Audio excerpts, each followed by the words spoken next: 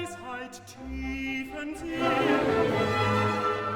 Und aus dem hellen Blicke strahlt der Geist des Schöpfers auf und Ebenbild.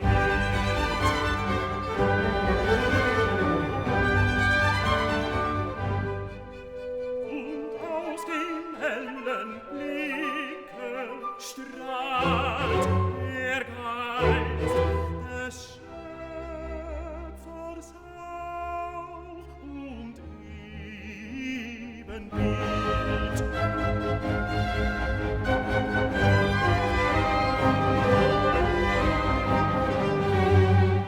An seinen Busen schmieget sich für ihn aus ihm gefront die Gattin hold und anmutsvoll, die Gattin hold und anmutsvoll.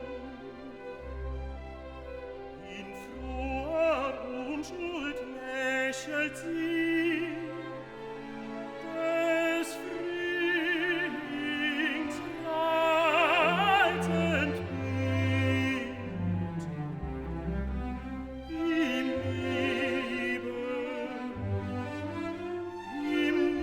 Liebe, Glück und Wonne zu.